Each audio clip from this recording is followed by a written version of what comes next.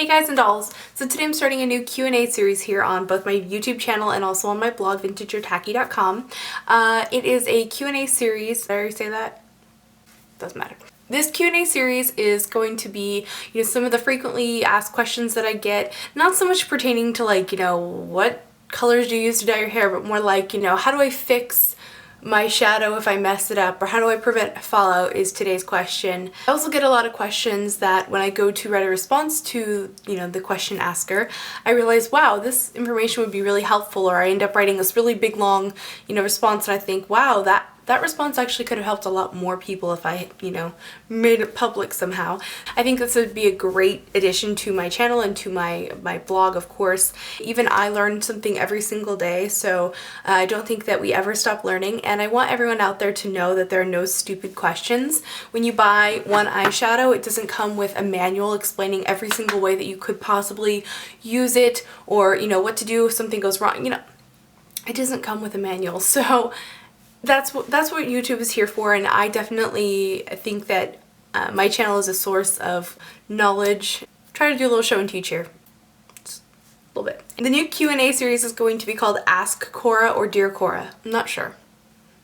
You guys can let me know in the comments which you prefer. Alright, so Googly Eyes Rule writes, Dear Cora, how do I avoid eyeshadow fallout? I hate doing my eye makeup only to get shadow bits in unwanted places like my cheeks and lower eye area. I feel you. I do. Pretty valid question, I think, so let's go ahead and investigate. So for me, I think that the number one thing for preventing fallout is to use a good primer or base. So just without going into a big long discussion about these different primers and bases, I'm just going to show them to you. So my favorites, in no particular order, are MAC's Painterly Paint Pot, Urban Decay Primer Potion, NARS Pro Prime Smudge Proof Eyeshadow Base, and Too Faced Shadow Insurance.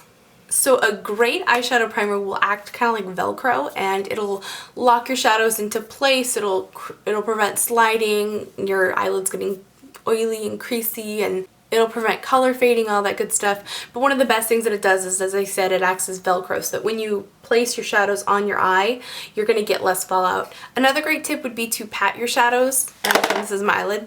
So instead of sweeping your shadows on like this is rubbing, and so you're going to get more fallout. If you press like this, tap, tap, tap, you're going to get less fallout. Speaking of tapping, another thing you can do is to gently tap on the brush when you pick up your shadow. Just pick up some shadow, and then just tap. The other thing that you can do is the kind of swirling technique, where you'll kind of grab some shadow and you'll kind of go like this or like this. Wingardium Leviosa, or something like that. That works really well. Another thing that works really well is to take a little bit of powder, just plain translucent powder, doesn't have to be anything fancy. This is from Ben Nye. Tap it right here on the bottom part to catch any fallout, and this is actually one of those tricks that's from, Drag 101, so it's drag tested and drag approved, I guess, drag queen approved, whatever. It's a really, really great tip. It's actually what I did today because I knew I was going to do dramatic makeup, so I put my foundation on first, put a little powder.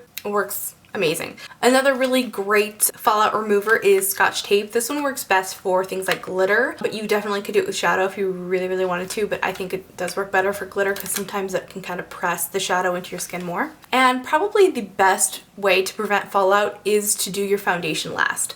And I know for a lot of people that seems so weird. It's like foundation, it's first, right? I think that the overall look of your makeup can look quite a bit better if you do the foundation last, especially when you use colors that are really dark or blues or reds. Even though you can sweep away fallout, sometimes there's still invisible fallout. I know it sounds like a weird concept, but fallout that you really can't see, but then you kind of end up having this reddish tone or blackish tone or bluish tone under the eye, and it's not attractive. It makes you look tired, and I just feel like doing your shadows first is probably the best way to prevent that. But if you can't, I already provided you with lots of different ways to prevent fallout. So I hope that was helpful for you guys, and I will see you guys in my next video. Remember to be vintage or tacky, just be yourself. If you'd like to submit questions for Ask Cora, please send them to requestforcora@yahoo.com. I'll go ahead and have that written out for you guys down there in the down bar.